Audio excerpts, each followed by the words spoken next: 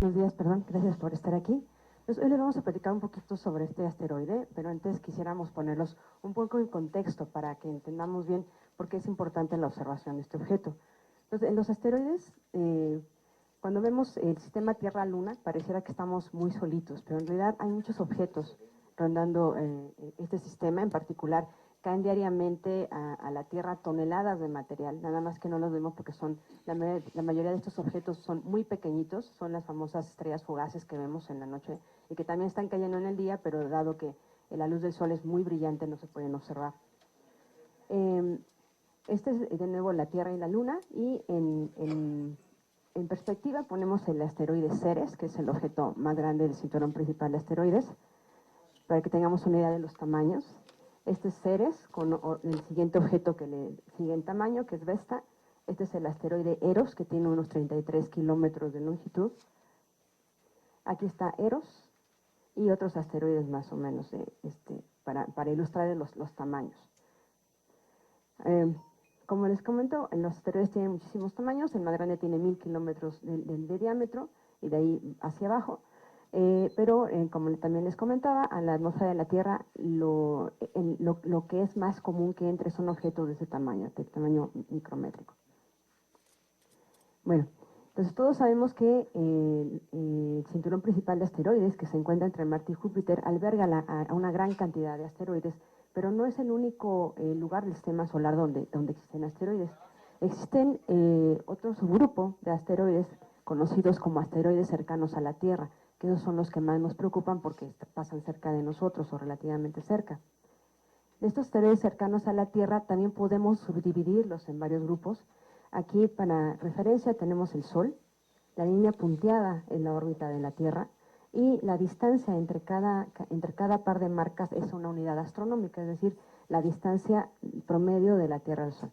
Entonces aquí vemos los grupos de asteroides cercanos a la Tierra que se han observado, excepto uno. Hay un grupo que no está aquí mostrado, pero cuya órbita están completamente contenidas dentro de la órbita de la Tierra, que son los asteroides tipo Atira o Apogele.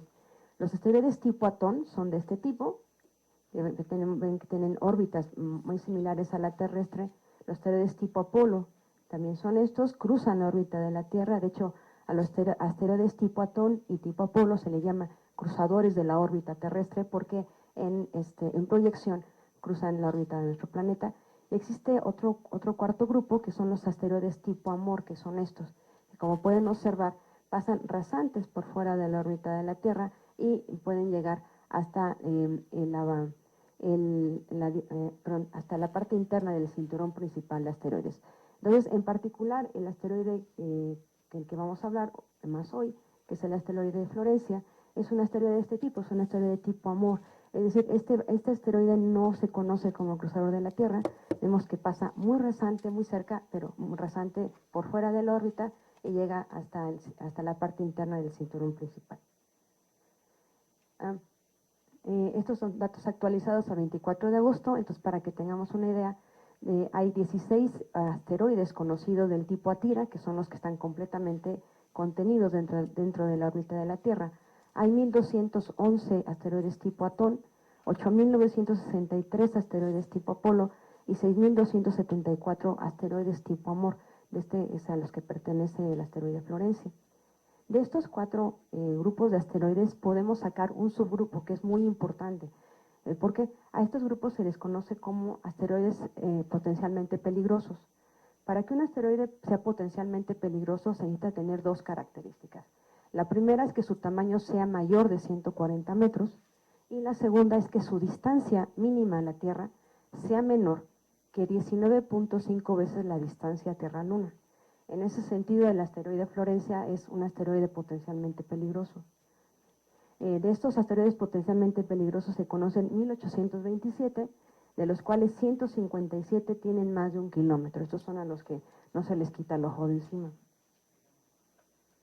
Pues para que tengamos una idea de por qué es importante estudiar estos objetos y poder predecir posibles choques en el futuro, aquí les pongo una tablita donde la cantidad física importante de considerar es la energía cinética, y aquí este es un experimento pensado de objetos que tuvieran 1 metro, 10 metros, 100 metros y 1000 metros, o sea, 1 kilómetro, y esta es la energía que tendrían si chocaran con nuestro planeta.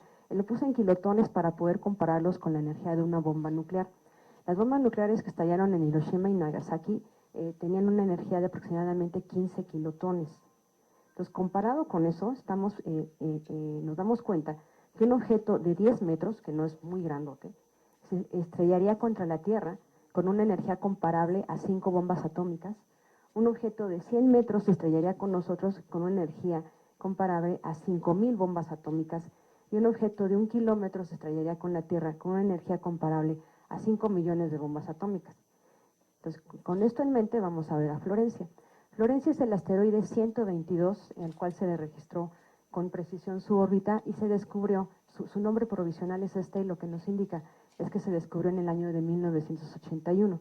El siguiente paso por la Tierra, su siguiente paso de acercamiento máximo con la Tierra ocurrirá el 1 de septiembre de 2017, con una distancia mínima de 18.38 veces la distancia Tierra-Luna, una velocidad de 13.53 kilómetros por segundo y un tamaño estimado, porque no se sabe bien, entre 4 y 9 kilómetros. Entonces, como pueden ver, es potencialmente peligroso dado el tamaño. Entonces, recuerden que también un objeto de 1 kilómetro, si se estrellara contra la Tierra, se estrellaría con una energía de 5 millones de bombas atómicas. Tiene al menos 4 veces más que eso. Bueno, entonces, estos son realmente en las inmediaciones de la Tierra. Tenemos muchos asteroides pasando cerca todo el tiempo. Estos son algunos de los que van a pasar, los que están pasando en este momento, y van a pasar el 1 de septiembre y un poquito después.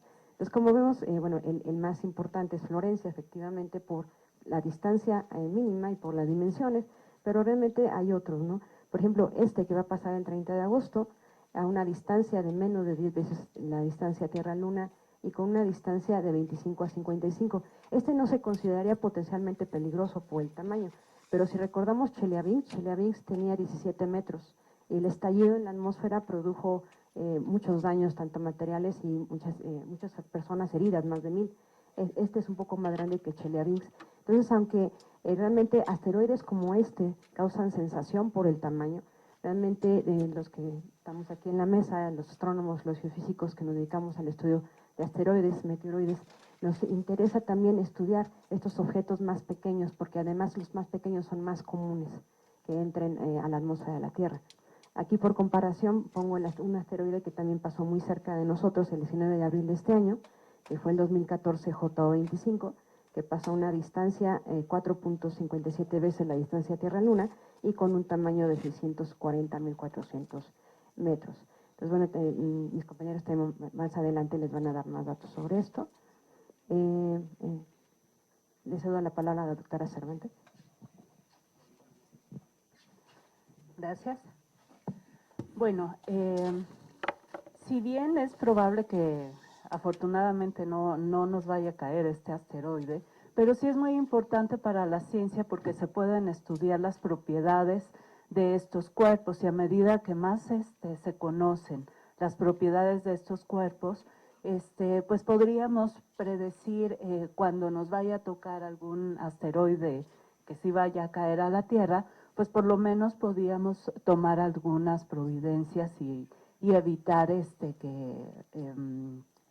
pues que nos caiga, ¿verdad?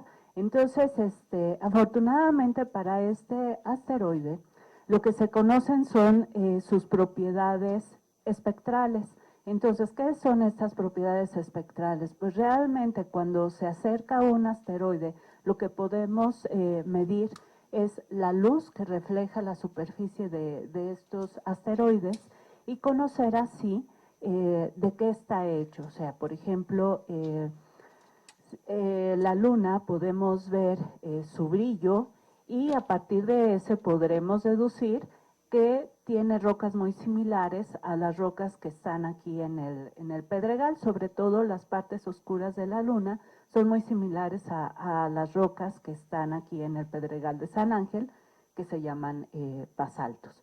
Entonces, la oportunidad que vamos a tener con este asteroide es que vamos a poder estudiar mejor estos objetos.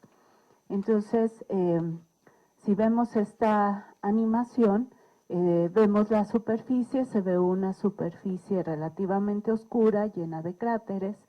Entonces, las propiedades espectrales del asteroide Florence son muy similares a rocas que se encuentran debajo de la corteza de la Tierra.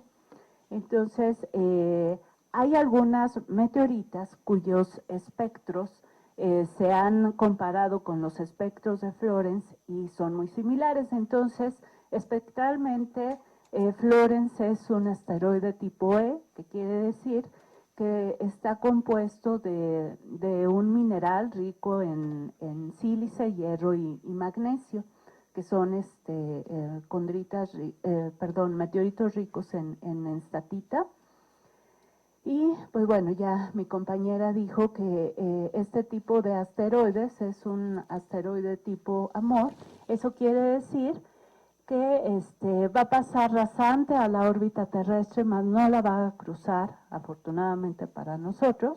Y digo afortunadamente porque el asteroide que cayó en Chicxulub hace 66 millones de años, precisamente medía 10 kilómetros. Entonces, si mide entre 4 o 9 kilómetros, aún no se determina bien el tamaño, pues bueno, sería una catástrofe a nivel global. Entonces, pues bueno, afortunadamente para nosotros, pues lo que vamos a tener la oportunidad es de establecer bien el tamaño de este asteroide, conocer mejor cómo está constituida la estructura de este asteroide, si fue un asteroide que fue parte de un solo cuerpo, de un solo planetésimo o de un embrión planetario, o bien comparado con el asteroide Itokawa, si es un asteroide que está reensamblado de muchos fragmentos de otros asteroides y que volvieron a formar un cuerpo. Entonces, eso es lo que no se conoce de este asteroide. Así que vamos a tener la oportunidad, sin gastar tanto dinero en una nueva misión espacial, que llegue a la superficie de este asteroide, sino que por medio de telescopios pues se va a poder estudiar mejor la superficie de este asteroide. Entonces, pues bueno, solamente algunos datos curiosos. Este asteroide se descubrió en 1981 y ya después se le quitó el nombre de 1981 ET3 y se le cambió a Florence en honor a una enfermera que se considera la fundadora de la enfermería moderna. Entonces, encuentros cercanos hubo en 1890 y el siguiente encuentro cercano con este asteroide va a ser hasta el año 2500. Entonces, pues no vamos a esperar tanto, mejor estemos atentos a lo que pase con este asteroide. Va a tener un brillo de magnitud 9, es decir, que podría verse con telescopios en un cielo relativamente oscuro, un cielo oscuro, y se va a ver más o menos por los cuadrantes de las constelaciones Piscis, Capricornio, Acuario. Entonces, pues bueno, más bien puede ser un evento bonito si no está nublado, y si se van a un lugar en donde esté muy oscuro, pues hasta se puede ver este asteroide. Entonces, las observaciones más fuertes se van a estar haciendo en estos dos observatorios auspiciados por la NASA, en el Goldstone Solar System Radar y que está en Puerto Rico. Y pues bueno, otros programas, sobre todo de la NASA, van a estar atentos a medir las propiedades de este asteroide. Entonces, pues más bien tomemos esta oportunidad para conocer mejor los asteroides que están cercanos a la Tierra.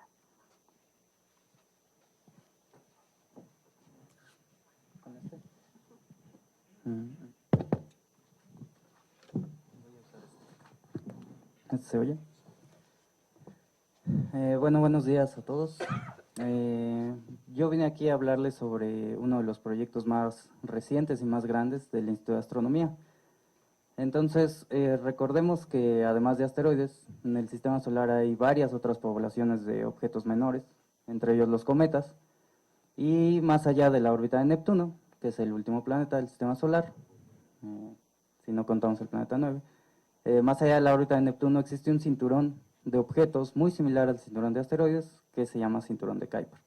Entonces, en el Instituto de Astronomía, el proyecto TAOS-2 es un censo automatizado de observaciones de estos objetos transneptunianos, todo lo que esté más allá de Neptuno, por ocultaciones de estrellas.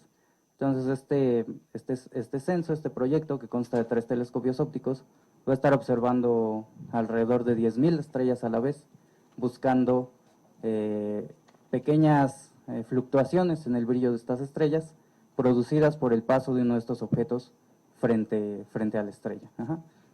Lo cual produce básicamente un pequeño eclipse de la luz de la estrella, y es lo que podemos observar. ¿Por qué nos interesa esto? Bueno, realmente esta forma indirecta de observar los objetos transneptunianos nos permite observar la población de tamaño más pequeño en el cinturón de Kuiper. Esta población, tamaño más pequeño, está relacionada con la población de cometas, por ejemplo, en el sistema solar interno, los cometas que podemos observar básicamente de periodo corto. La cantidad de datos que va a producir este censo, TAOS-2, va a ser enorme, y además de poder estudiar esta población de objetos transneptunianos, nos va a permitir aplicar todo este nuevo conocimiento a muchas otras poblaciones, entre ellas los asteroides, muy probablemente también para objetos cercanos a la Tierra, y entre ellos esta población en la que estamos muy interesados por el peligro que representa, que son los asteroides potencialmente peligrosos. Entonces, es uno de los proyectos más importantes para el futuro cercano de la astronomía en México. Se espera que a partir del próximo año, por ahí de quizá el verano del año 2018, se empiecen a tomar los datos, ya que este año se terminó la construcción de los telescopios, se terminó no los telescopios, sino los edificios de los telescopios, y durante estos meses se está llevando a cabo la instalación de los telescopios por la empresa a la que se encargó esta construcción. Entonces, las cámaras están listas, el sitio está listo. Entonces, básicamente, dentro de los próximos meses, quizá en 2018, podamos estar iniciando las observaciones, y puede tener un gran impacto para la astronomía mexicana en un ámbito internacional, para muchas diferentes poblaciones de objetos en el sistema solar. Bueno, gracias. Empezamos la sesión de preguntas y respuestas. Isaac Torres, de La Crónica. Gracias. Buenos días. La doctora Cervantes comentaba que es importante hacer estos estudios para cuando lleguen asteroides o algún otro tipo de objeto que sí nos preocupe. ¿Qué es lo que en ese hipotético caso se podría hacer con esta información recabada? Quizá lo comentaron desde dónde viene este asteroide y cómo es que TAOS podría ayudar a entender mejor estos fenómenos. Gracias.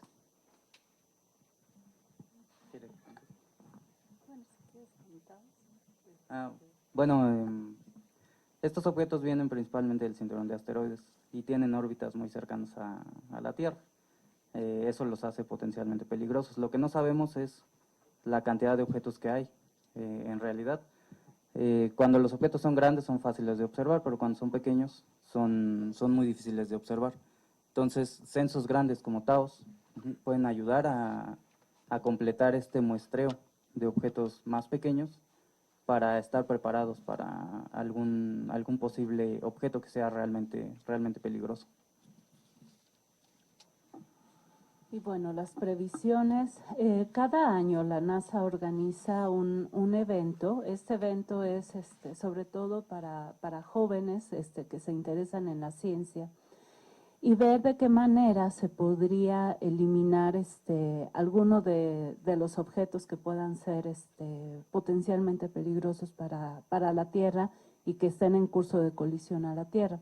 Afortunadamente, hasta el momento no se ha registrado ningún asteroide, bueno, por lo menos de los observables, que venga directo a la Tierra y que pueda destruirla, ¿verdad? Que es lo que nos interesa.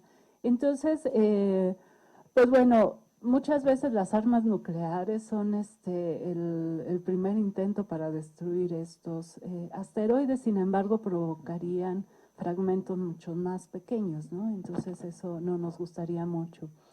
De estos concursos que se abren a todo el público, digamos que los más populares son aquellos en donde se pinta el asteroide, digamos de un color reflectante, y con la ayuda del viento solar se espera que estos objetos empiecen a ser reflectados. Entonces, pero para hacer esto se tendría que tomar con mucho tiempo de antelación, pues llevar una nave, pintar el asteroide y esperar a que el viento solar haga su trabajo. Otras de las ideas que se han tenido para poder, digamos, mover de curso de colisión a un asteroide es con una nave satélite que se pose junto al asteroide y que empiece a dar un tirón gravitatorio. Para esto también se necesitan años de antelación y pues bueno, son ahora sí que pues las ideas más populares que digamos que han ganado terreno en cuestión de esto. Son ideas. Afortunadamente para nosotros, pues todavía no se han llevado a la práctica porque no se ha encontrado algún objeto que esté rumbo a colisión en la Tierra. Esto no quiere decir que no vaya a haber, pero la prueba es con Chelyabinsk en 2013, que estaban, justamente todos los telescopios estaban esperando a ver pasar un asteroide cuya órbita se estaba acercando muchísimo a la de la Tierra, y de repente entró el objeto de Chelyabinsk. Pero al ser un objeto menor a los 140 metros, que son ahora, digamos, los tamaños menores que puede detectar un telescopio, pues bueno, o sea, pues simplemente no se puede ver ese tamaño de asteroides. Y es por eso que siguen colisionando con la Tierra. Así que, pues más bien debemos de mejorar esas cuestiones técnicas. Antonio López, de Televisión Educativa. Buenos días. Nada más para cuestiones técnicas. Primero, el asteroide debe estar pasando las primeras horas del 1 de septiembre. Esa sería una. Y la otra, nos comenta que va a ser observado por la NASA, saber si allá van a haber investigadores mexicanos que también estén participando en los estudios de este asteroide, y en la parte de Taos también preguntar justamente la participación de los mexicanos, cuántos hay, se está haciendo aquí en nuestro país. Quizá no puse mucha atención a esa parte, si me puedes enfatizar. Muchas gracias.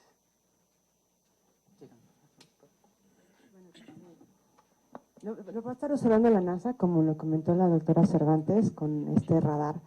Es también muy importante que estos objetos se acerquen, porque cuando se acercan lo suficiente, es posible estudiarlo no solo con telescopios ópticos, sino con radares.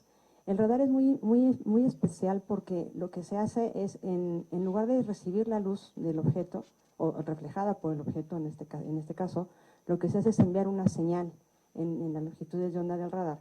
Esa señal llega donde está el objeto, rebota y nos permite conocer su velocidad de rotación, por ejemplo, y últimamente tiene una técnica maravillosa que permite no solamente conocer la velocidad de rotación, sino el tamaño y la forma. Entonces, en lo que se espera de estas observaciones es poder conocer la forma del asteroide Florence.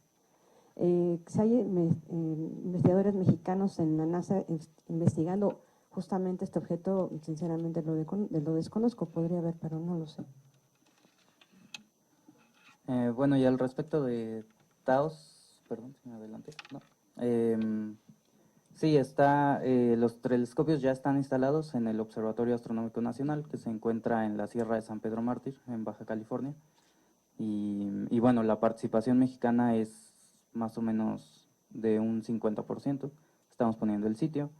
La colaboración incluye a Taiwán, la Academia Cínica de Taiwán, y al Center for Astrophysics, al CFI de Harvard en Estados Unidos, pero es una participación menor, la de Estados Unidos. Principalmente los socios son México y Taiwán, y hay una buena parte de investigadores y técnicos mexicanos trabajando actualmente en el sitio y en el proyecto, y en la parte científica está un poco más dominada por los taiwaneses, pero estamos entrando de ahí de manera importante.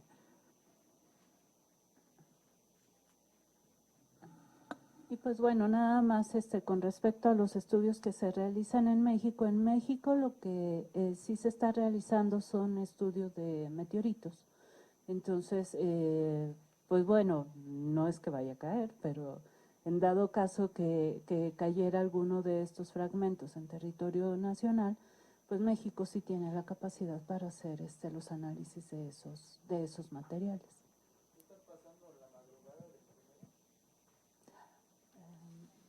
La verdad no recuerdo muy bien a qué horas pasaría, digamos, el punto más cercano a la Tierra.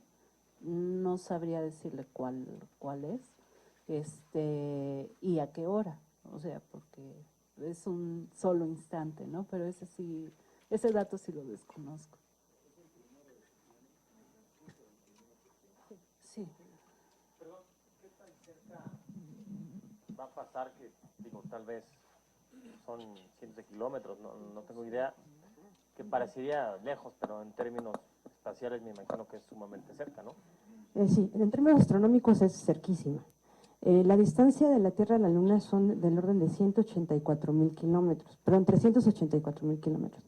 Y este objeto va a pasar a 18.5 veces la distancia Tierra-Luna. Entonces va a pasar a cientos de kilómetros. Entonces, perdón, miles de kilómetros, de hecho.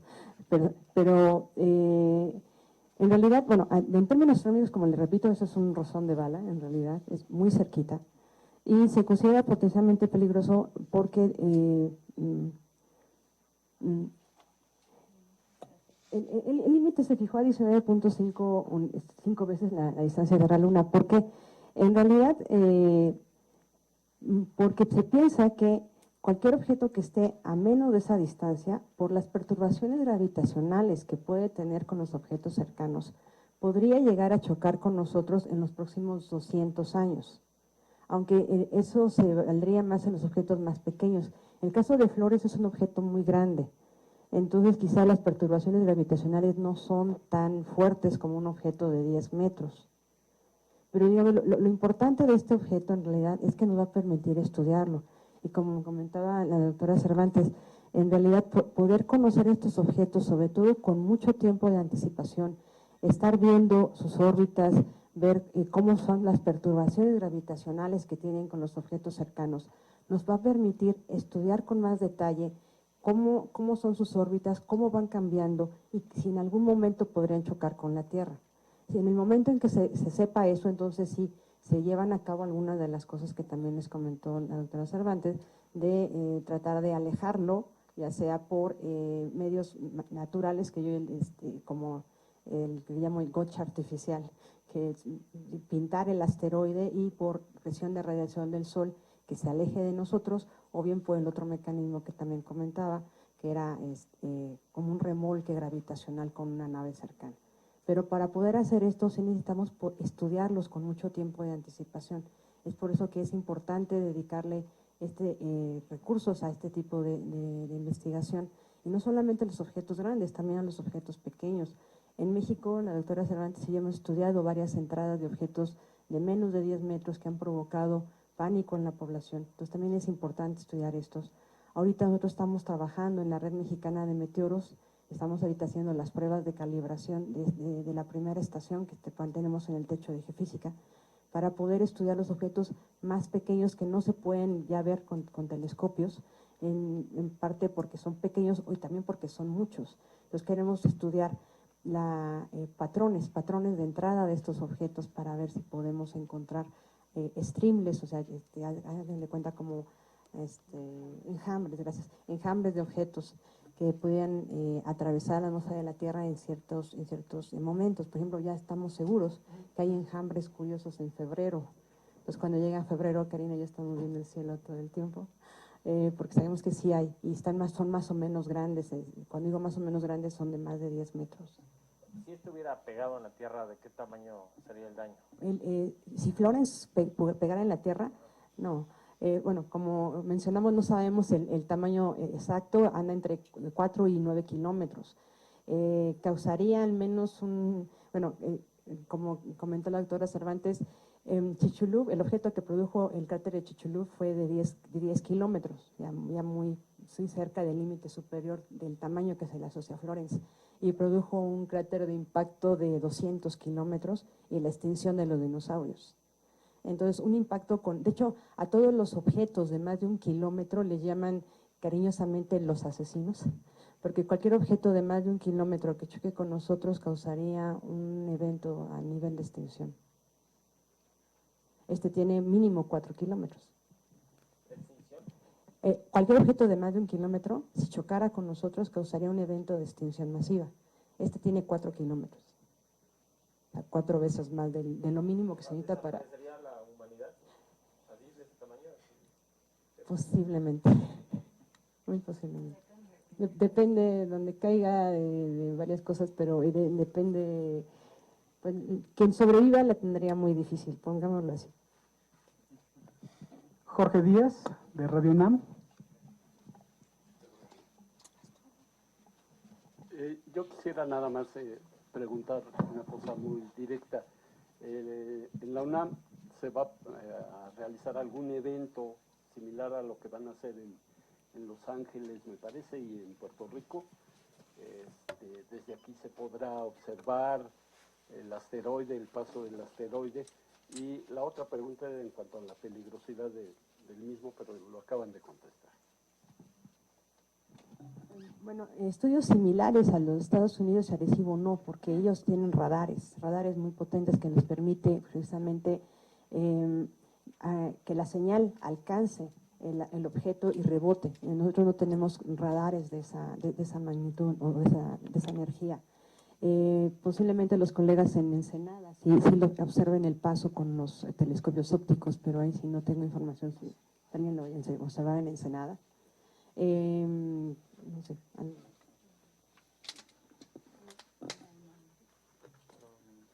No, en la UNAM no que yo sepa, se va a hacer alguna observación del asteroide.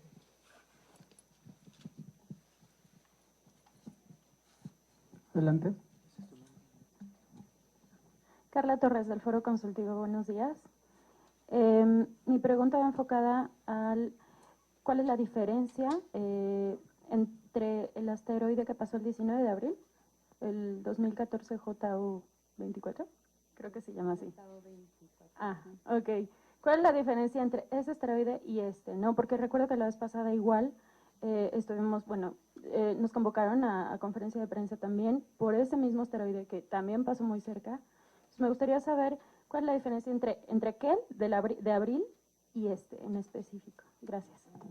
El de abril pasó mucho más cerca, pasó a 4.5 veces la distancia Tierra-Luna. Y su tamaño también era como entre 640 metros y 1.400 metros. Entonces, esa es la diferencia, digamos, nada más que pasó más cerca y era relativamente más pequeño. Por ahí va la pregunta que quería saber otra cosa. Sí, quería saber como las características, si era más pequeño, un poco más grande, qué tan cerca, y además de todo, cuál era su órbita, su tipo de órbita. La del 2014, bueno, el del 2014, el de abril, con este. En 2014, sinceramente, no recuerdo el tipo de órbita. Sé que era también un cercano a la Tierra, o sea, no era del cinturón principal, sino ya está rondando cerca de nosotros todo el tiempo. De hecho, como se mostré en la gráfica, todos tienen órbitas, digo, los más elongados serían los Amores, como Florence, que pasan rasantes cerca de la órbita de la Tierra y llegan cerca del cinturón principal. En realidad, estos pasan cerca dan una vuelta alrededor del Sol cada menos de 3 años, quizás, ¿no? Pero digamos, de vez en cuando pasan muchísimo más cerca de nosotros, que es lo que estamos viendo en este momento. Por ejemplo, Flores pasa continuamente cerca del Sol, alrededor del Sol, pero su máximo acercamiento se da ahorita, o se va a dar en 1 de septiembre, y su siguiente máximo acercamiento no se dará hasta el 2500. ¿Alguna pregunta más? De la jornada, adelante. Hola, doctor. Buenos días. José Antonio Román, de la jornada. Discúlpenme si hago una pregunta con despropósito, no conozco, pero quisiera saber, ¿no los asteroides tienen ya, como dicen ustedes, una órbita? ¿Qué es lo que los hace que en algún momento cambien esa órbita y puedan incluso impactar el territorio o el país, pues, la Tierra? Y luego, saber si tienen registros para poder comparar. Mencionaba usted, doctora Cordero, que asteroides de 10 metros han causado pánico. Me parece que no han... quisiera saber si tienen los últimos registros, 2 o 3, como para poder, en perspectiva, tener qué es lo que pueden causar. Ya han dicho que, bueno, de más de 4 kilómetros, eventos de extinción, pero mucho más pequeños que pudieran ingresar y que no se queden solo en fugaces, ¿qué otros daños pudieran causar? Gracias. Muy buena pregunta. Bueno, en principio, los asteroides se determina cierta órbita, pero no se quedan siempre en esa órbita por las perturbaciones gravitacionales que pueden tener con el Sol, con otros asteroides, o incluso pasos cerca de la Luna o la Tierra. Poco a poco, aunque no se note mucho en principio, todas estas perturbaciones sumadas durante periodos de tiempo largo van haciendo que las órbitas se modifiquen. Sí, bueno, básicamente la órbita de una órbita perfecta ocurriría solo si tuviéramos un problema de dos cuerpos, el Sol y otra cosa. Entonces, si tuviéramos el Sol y, por ejemplo, la Tierra nada más, la Tierra se quedaría ahí para siempre. Sin embargo, en el sistema solar hay miles de millones de objetos, algunos más grandes que otros. Entonces, todo suma, aunque sume poquito, todo suma. Y a la larga, estas pequeñas contribuciones van desestabilizando, en algunos lugares más que en otros, las órbitas de los objetos. Y esto poco a poco puede llevar a un crecimiento, por ejemplo, de la excentricidad. Esto es que la elongación, en vez de ser casi un círculo, empieza a ser más parecido a una elipse. Entonces hace que se vaya acercando cada vez más a algunos objetos. Por ejemplo, el cinturón de asteroides hace que estos objetos se acerquen cada vez más a los planetas internos, y las perturbaciones de estos planetas internos pueden modificar todavía más las órbitas y llevarlos a algunas trayectorias de colisión. Muchos de estos objetos terminan colisionando con el Sol o terminan expulsados cuando la excentricidad crece mucho. Si pasan cerca de la Tierra pueden ser atraídos a la Tierra, sobre todo si son chiquitos, y eso hace que siempre tengamos material cayendo. Entre ellos estos objetos pequeños, como de 10 metros, de los cuales, no sé, bueno, uno de los eventos fue Chelyabinsk, pero en México, voy a dejar que la doctora Cordero responda, o la doctora Karina. Sí, por favor. Bueno, es que esos eventos han sido importantes tanto a nivel mundial como también a nivel, pues, nuestro país, a nivel México. Entonces, en el caso de Chelyabinsk, cuando ingresó este objeto de 17 metros de diámetro, se estima, hirió alrededor de 2,000 personas. Entonces, más bien lo que hirió a estas personas es de que este objeto estalló en la atmósfera, pero la onda de choque llegó y rompió los cristales de los edificios. Entonces, pues imagínense el escenario, ven una bola luminosa, algo resplandeciente y que incluso iluminó muchísimo más que el sol, pues todo el mundo en los edificios pues corrieron a ver qué estaba pasando, pero cuando ocurre el estallido, pues obviamente después la luz viaja mucho más rápido que el sonido. Entonces, después de que vieron la luz, se acercaron y estallan los cristales de los edificios. Entonces, esto es lo que hiere a 2,000 personas. Antes de este evento no se había registrado más que algunos 2 accidentes, a una mujer que le cayó un meteorito en la pierna y un niño que le dieron un cocolazo, un micrometeorito que le pegó en la cabeza. Bueno, se murió un perro y una vaca, pero la vaca en Argentina o en Chile, bueno, en Sudamérica, no recuerdo muy bien, y el perro fue de Egipto, sí. Pero más que eso, pues eran pues anécdotas un poco graciosas, ¿no? Pero el evento de Chelyabinsk, pues más que nada también nos puso a pensar de que demográficamente estamos ocupando cada vez más superficie sobre la Tierra y que esto nos vuelve cada vez más vulnerables. En México, al menos de los eventos que nos ha tocado pues ir a ver, fue en 2010, en un evento que ocurrió en Puebla entre Puebla e Hidalgo. De hecho, en las noticias se corrió el rumor de que había provocado un cráter y que había tumbado un puente. Entonces, pues no, la verdad fue un rumor porque cayó en una comunidad que se llama Puente Caído. Entonces, no hubo, afortunadamente no hubo nada materialmente hablando, pero sí causó pánico en la población. Una explosión no es algo que se pasa desapercibido. Y lo triste es de que hubo muchísima desinformación en esas comunidades. Desinformación en cuanto a qué había explotado un avión, qué había pasado. Sí se rompieron algunos vidrios de pequeñas casitas porque cayó encima de una ranchería. No se recuperó ningún objeto y afortunadamente pues solamente se rompieron los cristales de las casitas, pero no hirió a nadie afortunadamente. Pero lo que sí pasó, y eso hay que recalcarlo, pasaron muchas personas diciendo que si se recogía el material, que se les iban a caer las manos, que les iban a causar cáncer.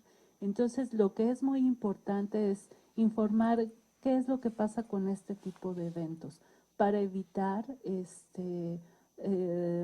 que la gente sea timada por personas que eran cazameteoritos. Entonces, creo que eso sí causa una indignación y más bien, pues a nosotros como universidad nos toca también divulgar que pues estos objetos son simplemente rocas, que no tienen más que la radiación que tienen cualquier roca de la Tierra y que hemos vivido siempre con ellas. Entonces, a menos de que cause un cráter o que impacte directamente a una persona, el hecho de estar cerca de una roca de estas, de un meteorito, no les va a causar ningún daño. Y de hecho nos abre la oportunidad a estudiar estos materiales y conocer cada vez más sobre la formación de nuestro sistema solar, sobre qué pasaría si llegara a entrar uno de estos objetos. Eso es lo importante que pasaría. Entonces sí, en nuestro país ya han caído estos objetos de diámetros menores. Eso fue en 2010, después en 2011 otra vez nos volvieron a llamar y otra vez en 2013. Y no recuerdo muy bien si en 2015 cayó un bólido en Puebla-Tlaxcala, se vio uno de estos bólidos, pero afortunadamente los colegas de INAOE salieron y empezaron a explicar a la población qué había pasado. Entonces, sí. ¿Quiénes son ellos? Bueno, estas rocas, los meteoritos, pues son objetos de valor a nivel coleccionistas. Sí tienen un costo monetario, no hay que negarlo, aunque en nuestro país están protegidos por la ley de bienes. Y más que protegidos, a mí me gusta más hablar de qué tan importante es tener estudiar estos meteoritos. En la región de El Quemado, cerca de Acapulco, un campesino vio caer un objeto, igual una bola de fuego, un sonido, y lo vio caer muy cerca de sus tierras. Entonces, él recoge esta roca y años después la trae astronomía. En astronomía, pues bueno, estudian los objetos, los bólidos, pero no estudian las rocas. Entonces, la roca fue estudiada en el Instituto de Geología y otra parte se mandó a Estados Unidos y se dieron cuenta que ese material habría un nuevo grupo de clasificación de meteoritos que se llaman acapulcoitas. Acapulcoitas, porque como, bueno, el nombre de las rocas se las da a la localidad más grande cercana al lugar. Entonces, pues bueno, en este caso no quedaba El Quemado porque era una comunidad chiquita, pero la comunidad más cercana era Acapulco.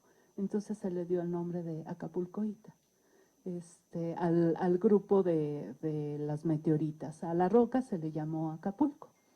Entonces, esa es la importancia de que se estudien los materiales que caen en nuestro país, que sean estudiados en nuestro país.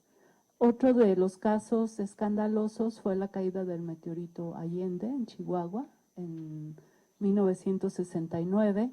Cayeron alrededor de 4 toneladas de rocas. 2 toneladas están en Estados Unidos, porque ellos fueron quienes recuperaron la mayor parte del material y solamente 80 kilogramos quedaron en la Tierra. Es ahorita la meteorita más estudiada a nivel mundial porque pues fue muy abundante la caída. Pero no es de las más estudiadas en México porque también quedó poco material para estudiarlo.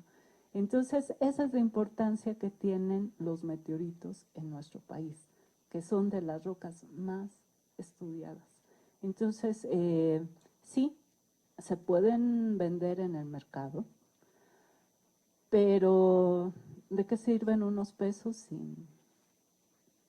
si no hay conocimiento?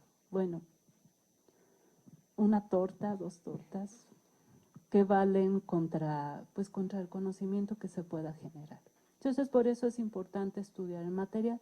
En nuestro país, no es que se les confisquen los meteoritos, sino que pueden ceder una parte para poder estudiarlos y seguir conservando otra parte. Lo que sí no pueden hacer es venderlo.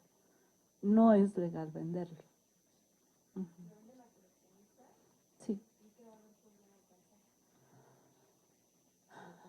Depende, por ejemplo, Allende, $20 el gramo. El gramo. Sí, sí es bueno, de nuestro país el más costoso es Allende. Nosotros no, ese fue el problema. ¿Alguien más? Bueno, agradecemos a los doctores su participación y a todos ustedes su asistencia. Que tengan buen día.